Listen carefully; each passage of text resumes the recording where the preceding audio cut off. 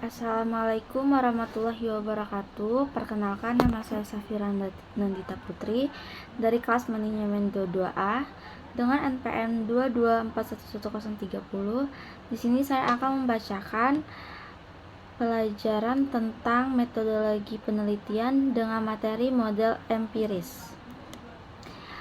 Model empiris merupakan sebuah model yang dibangun berdasarkan observasi langsung atau data empiris yang fenomena yang diamati. Model-model ini biasanya digunakan dalam berbagai disiplin ilmu, seperti ilmu sosial, ilmu alam, ekonomi, dan lain sebagainya.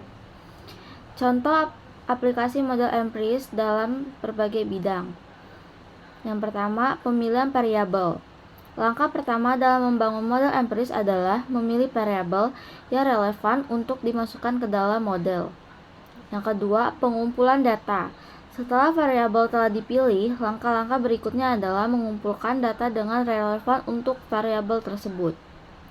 Yang ketiga, pemilihan fungsi atau bentuk model.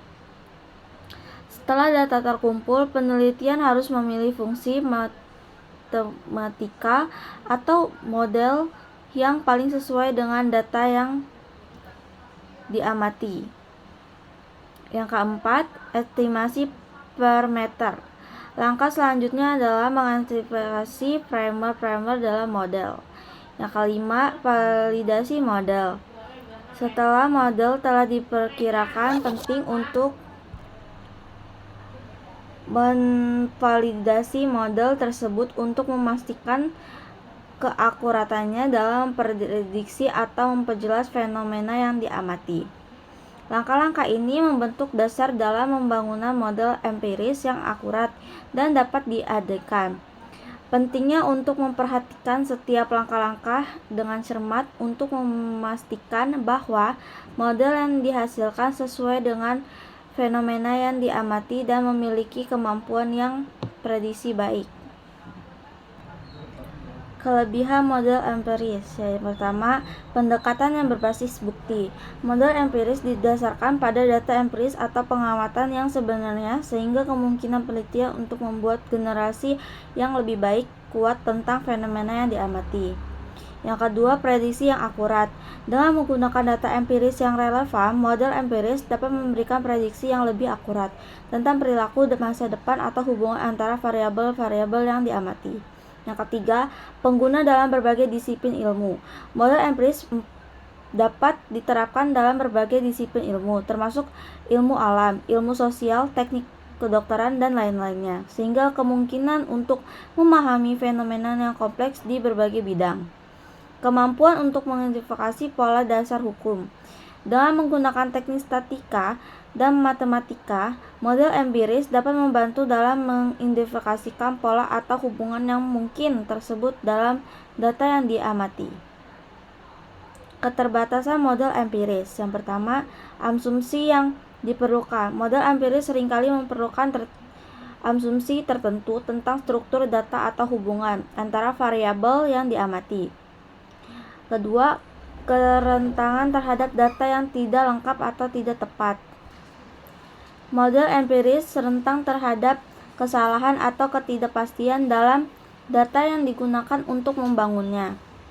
Yang ketiga, generasi yang terbatas. Model empiris can assume speaking untuk kondisi dan konteks di mana data diamati. Yang keempat, keterbatasan dalam memodelkan hubungan yang kompleks. Beberapa fenomena dalam kehidupan nyata mungkin melibatkan hubungan yang sangat kompleks antara variabel-variabel yang diamati yang sulit dimodelkan dengan model empiris sederhana. Aplikasi model empiris dalam berbagai bidang. Yang pertama, ilmu alam, fisik, model gerak bola yang dijatuhkan dalam ketinggian tertentu dapat digambarkan menggunakan model kinematika dengan persamaan gerak konstan atau persamaan gerak vertikal. Yang kedua, kimia. Model satu laju reaksi kimia dapat dibangun menggunakan hukum laju. Yang keempat, ilmu sosial. Ekonomi, model Trik digunakan untuk menganalisis hubungan antara variabel ekonomi seperti pengeluaran konsumen, investasi, dan tingkat pengangguran dalam suatu negara. Sosiologi. Model empiris dapat digunakan untuk mempelajari perilaku sosial. Teknik 1. Rekayasa sipil. Model struktur bangunan dapat digunakan untuk memprediksi respons struktur terhadap beban yang diberikan seperti gempa atau angin. Mekanik fluida. Model empiris dapat digunakan untuk memprediksi air fluida di sekitar benda. Ilmu kedokteran. Epidemiologi.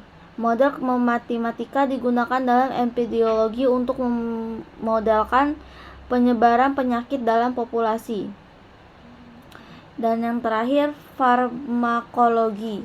Model farmakologi dan farmakodinamik digunakan untuk memahami penyebaran efek-efek obat dalam tubuh manusia.